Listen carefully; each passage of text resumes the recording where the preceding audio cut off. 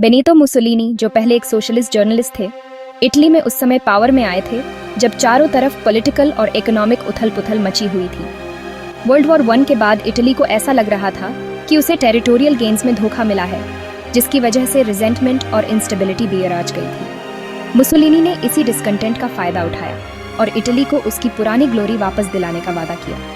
1919 में उन्होंने fascist party की स्थापना की, जो एक ऐसा मूवमेंट था जो डेमोक्रेसी को रिजेक्ट करता था और ऑथोरिटेरियनिज्म को अपनाता था। मुसोलिनी के भाषण बहुत ही कैरिस्मेटिक हुआ करते थे और वो एक स्ट्रॉन्ग, यूनिफाइड इटली का वादा करते थे, जो बहुत लोगों को पसंद आया। उन्होंने अपने विरोधियों को चुप कराने और अपनी पावर बढ़ाने के लिए प्रोपेगेंडा और वायलेंस का बखूबी इस्तेमाल किया। 1922 तक मुसोलिनी की फैशिस्ट पार्टी को बहुत सपोर्ट मिल चुका था।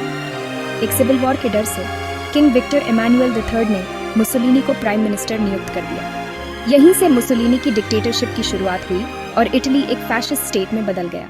मुसोलिनी की इकोनॉमिक पॉलिसीज नेशनलिज्म और स्टेट इंटरवेंशन का मिश्रण थी। उनका उद्देश्य इटली को सेल्फ सफिशिएंट बनाना और इंटरनेशनल प्रेस्टीज बढ़ाना था। उनकी एक की इनिशिएटिव्स एक बहुत बड़ा पब्लिक वर्क्स प्रोग्राम था। इस प्रोग्राम का उद्देश्य अनएम्प्लॉयमेंट कम करना और इंफ्रास्ट्रक्चर को मॉडर्नाइज करना था, जिसके चलते रोड्स, ब्रिजेस, रेलवेज और पब्लिक बिल्डिंग्स का निर्माण हुआ। मुसोलिनी की इकोनॉमिक पॉलिसी का एक और की एस्पेक्ट था कॉर्पोरेट स्टेट का क्रिएशन। इस सिस्टम ने इकोनॉमी को 22 कॉर्पोरेशंस में ऑर्गेनाइज किया, जो इंडस्ट्री और एग्रीकल्चर के अलग अलग सेक्टर्स को रिप्रेजेंट करते थे। ये कॉर्पोरेशन स्टेट द्वारा कंट्रोल किए जाते थे और वेजेस, प्राइसेस और प्रोडक्शन लेवल सेट करने के लिए जिम्मेदार थे। इस सिस्टम का उद्देश्य क्लास कॉन्फ्लिक्ट को खत्म करना और नेशनल यूनिटी को बढ़ावा देना था।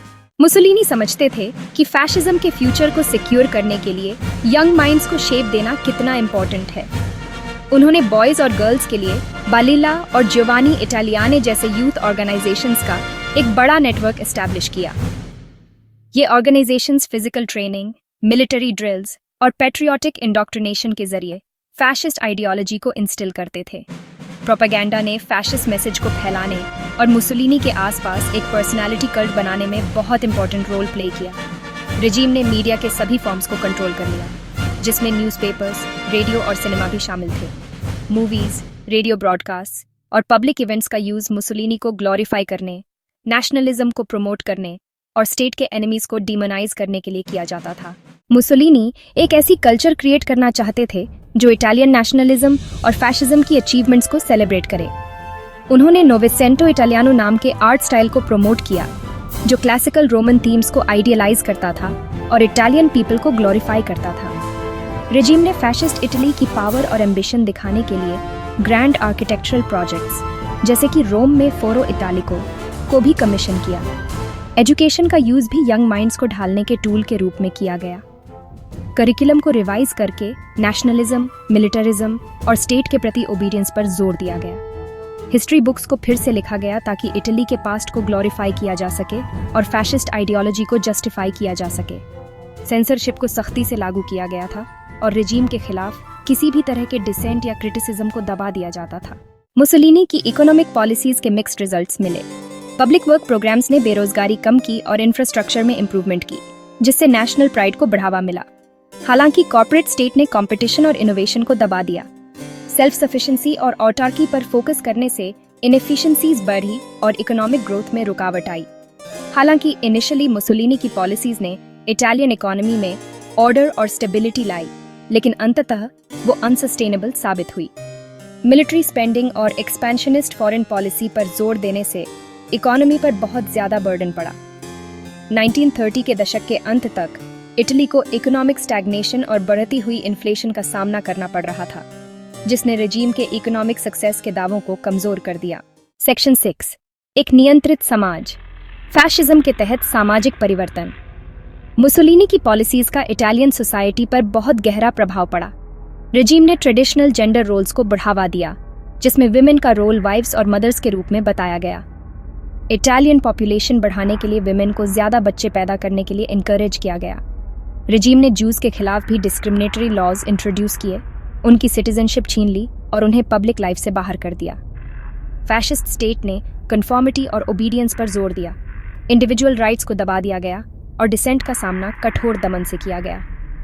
सीक्रेट पुलिस OVRA सिटीजन्स पर नजर रखती थी और किसी भी ऑपोजिशन को चुप करा देती थी।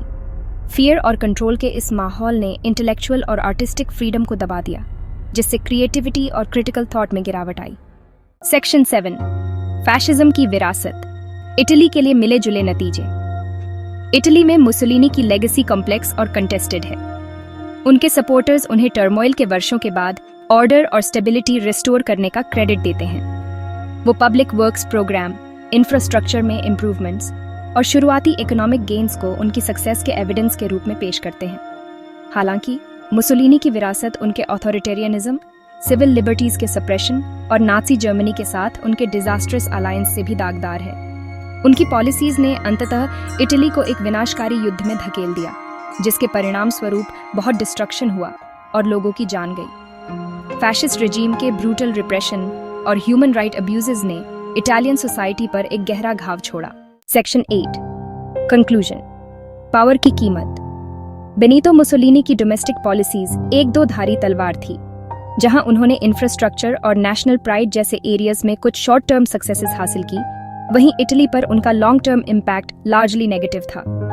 उनके अथॉरिटेरियन रूल, इंडिविजुअल राइट्स के सप्रेशन और डिजास्ट्रस फॉरेन पॉलिसी डिसीजंस ने अंततः इटली को युद्ध में धकेल दिया और उसे डीपली स्कार्ड छोड़ दिया।